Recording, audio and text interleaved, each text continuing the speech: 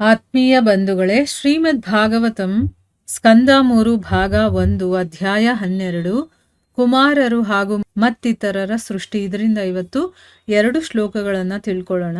ಶ್ಲೋಕ 42. ಸಾವಿತ್ರಂ ಪ್ರಜಾಪತ್ಯಂ ಚ ಬ್ರಾಹ್ಮಂ ಚಾಥ ಬೃಹತ್ ತಥಾ ವಾರ್ತಾ ಸಂಚಯಶಾಲೀನ ಶಿಲೋಂಚ ಇತಿ ವೈ ಗೃಹೆ. ಅನುವಾದ. ಅನಂತರ ದ್ವಿಜರ ಉಪನಯನ ಸಂಸ್ಕಾರ ಆರಂಭವಾಯಿತು. ವೇದಗಳನ್ನು ಅಂಗೀಕರಿಸಿದ ನಂತರ ಕನಿಷ್ಠ 1 ವರ್ಷ ಅನುಸರಿಸಬೇಕಾದ ನಿಯಮಗಳು, ಲೈಂಗಿಕ ಜೀವನದಿಂದ ಪೂರ್ಣ ವಿಮುಖನಾಗಿ ಆಚರಿಸಬೇಕಾದ ನಿಯಮಗಳು, ವೇದಗಳಿಂದ ಅಧಿಕೃತವಾದ ವೃತ್ತಿಗಳು, ಗೃಹಸ್ಥಾಶ್ರಮದ ವಿವಿಧ ಉದ್ಯೋಗದ ಕರ್ತವ್ಯಗಳು, ನಿರಾಕೃತವಾದ ಧಾನ್ಯಗಳನ್ನು ಆಯ್ದು ಬೇರೊಬ್ಬರ ಸಹಕಾರವಿಲ್ಲದೆ ಜೀವನವನ್ನು ಪೋಷಿಸುವ ವಿಧಾನ, ಇವೆಲ್ಲವೂ ಪ್ರಾರಂಭವಾದುವು. ಶ್ಲೋಕ 43. ವೈಖಾನಸ ವಾಲಕಿಲ್ಯೌ ದುಂಬರ ಘೇನಪ ವನೆ ನ್ಯಾಸೆ ಕುಟೀಚಕ ಪೂರ್ವಂ ಬಹ್ವೋದೋ ಹಂಸ ನಿಷ್ಕ್ರಿಯೌ. ಅನುವಾದ. ವೈಖಾನಸರು, ವಾಲಕಿಲ್ಯರು, ಔದುಂಬರರು ಮತ್ತು ಫೇನಪರು ಇವು ವಾನಪ್ರಸ್ಥಾಶ್ರಮದ 4 ವಿಭಾಗಗಳಾಗಿವೆ. ಕುಟೀಚಕರು, ಬಹ್ವೋದರು, ಹಂಸರು ಮತ್ತು ನಿಷ್ಕ್ರಿಯರು ಈ 4 ಸನ್ಯಾಸಾಶ್ರಮದ ವಿಭಾಗಗಳಾಗಿವೆ. ಇವೆಲ್ಲವೂ ಬ್ರಹ್ಮನಿಂದ ವ್ಯಕ್ತವಾದುವು. ಇವು ಶ್ಲೋಕಗಳು ಮತ್ತು ಅವುಗಳ ಅನುವಾದ. ಈಗ ಭಾವಾರ್ಥದ ಮೂಲಕ ನಾವು ಇದರ ಅರ್ಥವನ್ನು ತಿಳ್ಕೊಳ್ಳೋದಕ್ಕೆ ಪ್ರಯತ್ನ ಮಾಡೋಣ.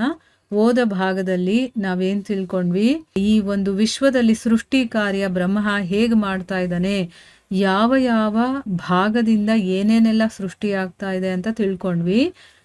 ಓದ ಭಾಗದಲ್ಲಿ ವಿದ್ಯೆ, ದಾನ, ತಪಸ್ಸು ಮತ್ತೆ ಸತ್ಯ ಇದೆಲ್ಲ ಧರ್ಮದ 4 ಪಾದಗಳು ಅಂತ ಹೇಳಿದ್ದಾರೆ. ವೃತ್ತಿಗನುಗುಣವಾಗಿ ಬೇರೆ ಬೇರೆ ವರ್ಣ ಮತ್ತೆ ಬೇರೆ ಬೇರೆ ವರ್ಗಗಳಿಂದ ಕೂಡಿರುವಂತ 4 ಆಶ್ರಮಗಳು ಇದರ ಅಭ್ಯಾಸಕ್ಕೆ ಅಂತಾನೆ ಇದೆ. ಬ್ರಹ್ಮ ಈ ಎಲ್ಲ ರೀತಿಯ ಕ್ರಮಬದ್ಧ ವ್ಯವಸ್ಥೆಯನ್ನು ಅವನು ಸೃಷ್ಟಿ ಮಾಡ್ತಾನೆ. ಸೊ ಈಗ ಆ 4 ಆಶ್ರಮಗಳು ಮತ್ತೆ ವರ್ಣಗಳು ಕೂಡ ಬ್ರಹ್ಮನಿಂದಾನೇ ಸೃಷ್ಟಿಯಾಗಿರುವಂಥದ್ದು ಅಂತ ನಮಗೆ ಗೊತ್ತಾಗಿದೆ ಅಲ್ವಾ. ಈಗ ಈ ಶ್ಲೋಕದಲ್ಲಿ ಏನು ಹೇಳ್ತಾ ಇದ್ದಾರೆ ಅಂತಂದ್ರೆ, ಇಷ್ಟೆಲ್ಲ ಆದ್ಮೇಲೆ ಈಗ ದ್ವಿಜರ ಉಪನಯನ ಸಂಸ್ಕಾರ ಅನ್ನೋದು ಆರಂಭ ಆಗುತ್ತೆ. ಮತ್ತೆ ವೇದಗಳನ್ನು ಅಂಗೀಕರಿಸಿದ ಮೇಲೆ ಕನಿಷ್ಠ 1 ವರ್ಷವಾದ್ರೂ, ಅಂದ್ರೆ ಈಗ ಗುರುಕುಲಗಳಿಗೆ ಓದೋದಕ್ಕೆ ಹೋಗ್ತಾರಲ್ವಾ, ಅಲ್ಲಿ ವೇದಗಳನ್ನ ಕಲಿಬೇಕು ಅಂತ ಅಂಗೀಕರಿಸಿದ ಮೇಲೆ ಕನಿಷ್ಠ 1 ವರ್ಷ ಅನುಸರಿಸಬೇಕಾಗಿರುವಂತ ನಿಯಮಗಳು ಅವೆಲ್ಲ ಸೃಷ್ಟಿಯಾಯಿತು. ಆಮೇಲೆ ಲೈಂಗಿಕ ಜೀವನ ಇದೆಯಲ್ಲ, ಅದರಿಂದ ಪೂರ್ಣ ವಿಮುಖನಾಗಿ, ಬ್ರಹ್ಮಚಾರಿ ಅಂತ ಹೇಳ್ತೀವಲ್ವಾ, ಅದು ಕಂಪ್ಲೀಟ್ ಆಗಿ ಆ ಲೈಂಗಿಕ ಜೀವನನೇ ಅವರಿಗೆ ಇರಬಾರ್ದು. ಆ ರೀತಿ ಇರಬೇಕು ಅಂತಂದ್ರೆ ಏನೆಲ್ಲ ನಿಯಮಗಳನ್ನು ಆಚರಣೆ ಮಾಡಬೇಕು ಅದು. ಆಮೇಲೆ ವೇದಗಳಿಂದ ಹೇಳಿರುವಂತಹ ನಮ್ಮ ವರ್ಣಾಶ್ರಮಗಳಿಗೆ ಇರುವಂಥ ವೃತ್ತಿಗಳಿರುತ್ತಲ್ಲ, ನಾವು ಮಾಡಬೇಕಾಗಿರುವಂಥ ಕರ್ತವ್ಯ ಕರ್ಮಗಳು ಅದು, ಮತ್ತೆ ಗೃಹಸ್ಥಾಶ್ರಮದಲ್ಲಿರುವಂಥ ಬೇರೆ ಬೇರೆ ರೀತಿಯ ಉದ್ಯೋಗದ ಕರ್ತವ್ಯಗಳು, ಆಮೇಲೆ ನಿರಾಕೃತವಾಗಿರುವಂಥ ಧಾನ್ಯ ಅಂದರೆ ವರ್ಜನೆ, ಅದು ವರ್ಜಿಸಲ್ಪಟ್ಟಿರುತ್ತಲ್ಲ ಅಂಥ ಧಾನ್ಯಗಳನ್ನು ಆಯ್ದು ಬೇರೆಯವರ ಸಹಾಯ ಇಲ್ಲದೆ ಜೀವನವನ್ನ ಪೋಷಿಸುವಂತಹ ಒಂದು ವಿಧಾನ. ಇದು ಸನ್ಯಾಸಿಗಳೆಲ್ಲ ಇರ್ತಾರೆ ನೋಡಿ, ಅವರು ಯಾವುದನ್ನು ದುಡಿಯೋದಿಲ್ಲ, ಎಲ್ಲೋ ಏನೋ ಒಂದು ಸಿಕ್ಕಿದ್ದನ್ನು ತಿನ್ಕೊಂಡು ಹಂಗೆ ಇರ್ತಾರಲ್ಲ, ಆ ರೀತಿ ಬೇರೆಯವರ ಸಹಾಯ ಸಹಕಾರ ಏನೂ ಇಲ್ಲದೆ ಅವರು ತಂಪಾಡಕ್ಕೆ ತಾವು ಜೀವನ ನಡೆಸ್ತಾರೆ. ಇದೆಲ್ಲವೂ ಕೂಡ ಪ್ರಾರಂಭ ಆಗತ್ತೆ ಅನ್ನೋದನ್ನ ಈ ಶ್ಲೋಕದಲ್ಲಿ ಹೇಳ್ತಾ ಇದ್ದಾರೆ. ಇದರ ಬಗ್ಗೆ ಭಾವಾರ್ಥದಲ್ಲಿ ಗುರುಗಳೇನು ಹೇಳಿದ್ದಾರೆ ಅಂತ ತಿಳ್ಕೊಳ್ಳೋಣ. ಬ್ರಹ್ಮಚರ್ಯಾಶ್ರಮದ ಕಾಲದಲ್ಲಿ ಬ್ರಹ್ಮಚಾರಿಗಳಿಗೆ ಮಾನವ ಜೀವನದ ಮಹತ್ವದ ವಿಚಾರವಾಗಿ ಪೂರ್ಣ ಶಿಕ್ಷಣವನ್ನು ನೀಡಲಾಗುತ್ತಿತ್ತು. ಹೀಗೆ ವಿದ್ಯಾರ್ಥಿಯು ಸಾಂಸಾರಿಕ ಆತಂಕಗಳಿಂದ ಮುಕ್ತನಾಗಲು ಉತ್ತೇಜಿಸುವಂತೆ ಮೂಲ ಶಿಕ್ಷಣವನ್ನು ರೂಪಿಸಲಾಗಿತ್ತು. ಜೀವನದಲ್ಲಿ ಅಂತಹ ವ್ರತವನ್ನು ಅಂಗೀಕರಿಸಲಾಗದ ವಿದ್ಯಾರ್ಥಿಗಳಿಗೆ ಮಾತ್ರ ಮನೆಗೆ ಹಿಂದಿರುಗಿ ಯೋಗ್ಯ ಪತ್ನಿಯನ್ನು ವಿವಾಹವಾಗಲು ಅವಕಾಶವಿರುತ್ತಿತ್ತು. ಇಲ್ಲವಾದರೆ ವಿದ್ಯಾರ್ಥಿಯು ಜೀವನ ಪೂರ್ತಿ ಲೈಂಗಿಕ ಜೀವನದಿಂದ ಪೂರ್ಣ ವಿಮುಖನಾಗಿ ಶಾಶ್ವತ ಬ್ರಹ್ಮಚಾರಿಯಾಗಿ ಉಳಿಯಬಹುದಾಗಿತ್ತು.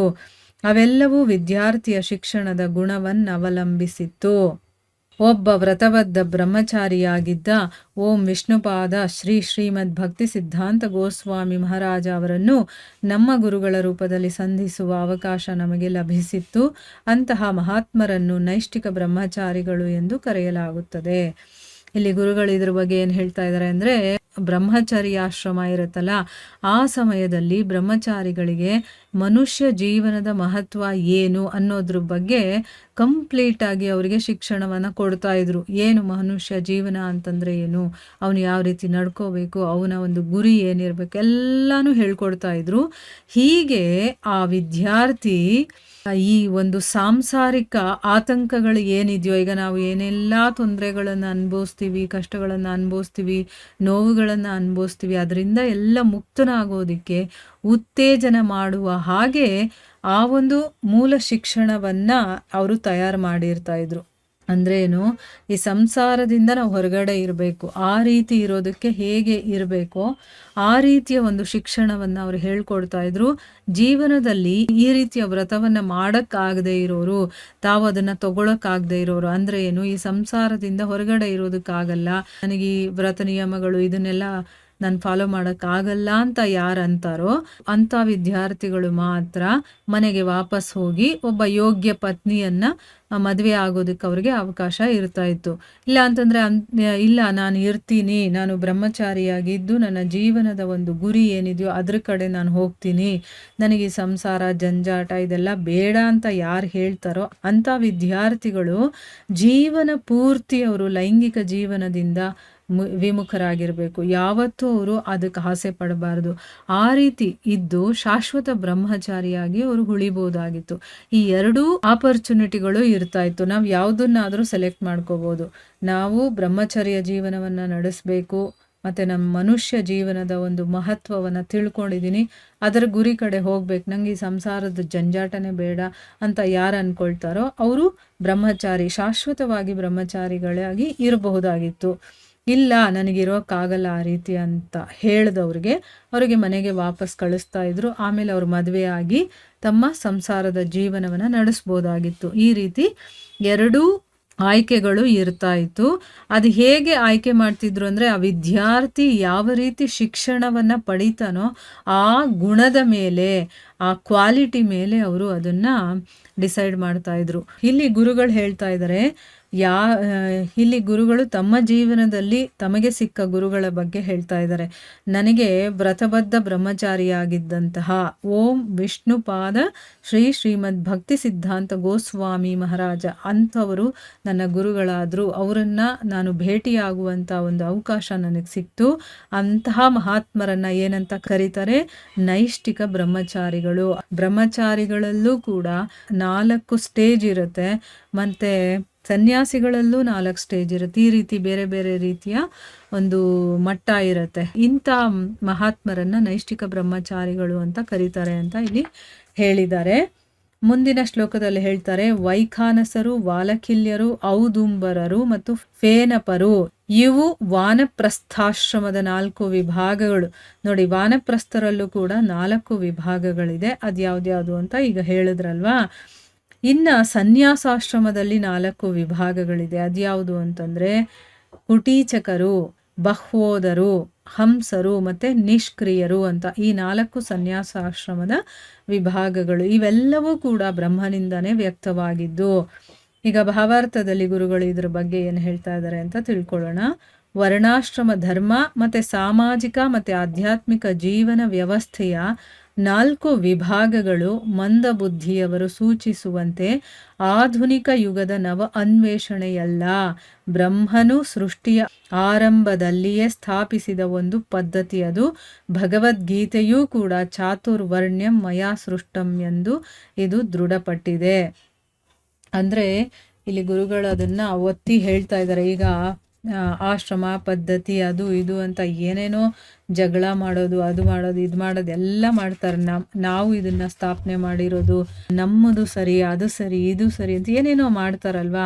ಅಂದರೆ ವರ್ಣಾಶ್ರಮ ಧರ್ಮ ಮತ್ತು ಸಾಮಾಜಿಕನೇ ಆಗಿರ್ಬೋದು, ಆಧ್ಯಾತ್ಮಿಕ ಜೀವನದ ವ್ಯವಸ್ಥೆಯ 4 ವಿಭಾಗಗಳು ಯಾವುದಿದೆಯೋ, ಬ್ರಹ್ಮಚರ್ಯ, ಗೃಹಸ್ಥಾಶ್ರಮ ವಾನಪ್ರಸ್ಥ ಮತ್ತು ಸನ್ಯಾಸಾಶ್ರಮ, ಬ್ರಾಹ್ಮಣ, ಕ್ಷತ್ರಿಯ, ವೈಶ್ಯ, ಶೂದ್ರ, ಇವೆಲ್ಲವೂ ಕೂಡ ವ್ಯವಸ್ಥೆಯ 4 ವಿಭಾಗಗಳು. ಮಂದ ಬುದ್ಧಿಯವರು ಸೂಚಿಸೋ ಥರ, ಅಂದರೆ ಗುರುಗಳು ಈಗಿನ ಕಾಲದ ಜನಗಳಿದಾರಲ್ಲ ಅವರನ್ನು ಮಂದ ಬುದ್ಧಿಯವರು ಅಂತ ಹೇಳ್ತಾ ಇದ್ದಾರೆ. ಇವರೆಲ್ಲ ಹೇಳೋ ಹಾಗೆ ಇದು ಎಲ್ಲ ಆಧುನಿಕ ಯುಗದಲ್ಲಿ ಆಗಿರುವಂಥ ಹೊಸ ಅನ್ವೇಷಣೆ ಅಂತ ಹೇಳ್ಕೊಳ್ತಾರಲ್ಲ, ಆ ರೀತಿ ಅಲ್ಲ ಇದು ಅಂತ ಹೇಳ್ತಾರೆ. ಇದರ ಬಗ್ಗೆ 4ನೇ ಅಧ್ಯಾಯ 13ನೇ ಶ್ಲೋಕದಲ್ಲಿ ಭಗವಂತ ಸ್ವಯಂ ಹೇಳಿದ್ದಾನೆ, ಚಾತುರ್ವರ್ಣ್ಯಂ ಮಯಾ ಸೃಷ್ಟಂ ಅಂತನ್ಬಿಟ್ಟು. ಅಂದರೆ ನಾನೇ ಈ ಒಂದು ಐಹಿಕ ನಿಸರ್ಗದ ಗುಣತ್ರಯಗಳಿಗೆ ಅನುಗುಣವಾಗಿ ಮತ್ತು ಅವುಗಳ ಕರ್ಮಗಳಿಗೆ ಅನುಸಾರವಾಗಿ ಮನುಷ್ಯ ಸಮಾಜದ 4 ವರ್ಣಗಳನ್ನು ನಾನು ಸೃಷ್ಟಿ ಮಾಡಿದ್ದೀನಿ. ಈ ವ್ಯವಸ್ಥೆಯನ್ನು ನಾನು ಸೃಷ್ಟಿಸಿದ್ರೂ ಕೂಡ ನಾನು ಬದಲಾವಣೆ ಇಲ್ಲದೆ ಇರೋನು, ಅದಕ್ಕೆ ನಾನು ಕರ್ತಾರನಲ್ಲ ಅಂತ ಆ ಒಂದು ಶ್ಲೋಕದಲ್ಲಿ ಅವನು ಡೀಟೇಲ್ ಆಗಿ ಹೇಳಿದ್ದಾನೆ. ಸೊ ಈಗ ನಮಗೆ ಇದು ಕನ್ಫರ್ಮ್ ಆಗಿದೆ ಅಲ್ವಾ, ಇದೆಲ್ಲ ವರ್ಣಾಶ್ರಮ ಧರ್ಮ ಪದ್ಧತಿ ಏನಿದೆಯೋ ಅದು, ಮತ್ತು ಆಧ್ಯಾತ್ಮಿಕ ಜೀವನದ ವ್ಯವಸ್ಥೆ, ಸಾಮಾಜಿಕ ಜೀವನದ ವ್ಯವಸ್ಥೆ, ಇದೆಲ್ಲವನ್ನೂ ಕೂಡ ಬ್ರಹ್ಮ ಸೃಷ್ಟಿಯ ಆರಂಭದಲ್ಲೇ ಕ್ಲೀನಾಗಿ ಸ್ಥಾಪನೆ ಮಾಡಿರುವಂಥ ಒಂದು ಪದ್ಧತಿ ಅನ್ನೋದನ್ನ ಇಲ್ಲಿ ಗುರುಗಳು ಹೇಳ್ತಾ ಇದ್ದಾರೆ. ಇಲ್ಲಿಗೆ ನಾವು ನಿಲ್ಲಿಸೋಣ. ಹರೇ ಕೃಷ್ಣ.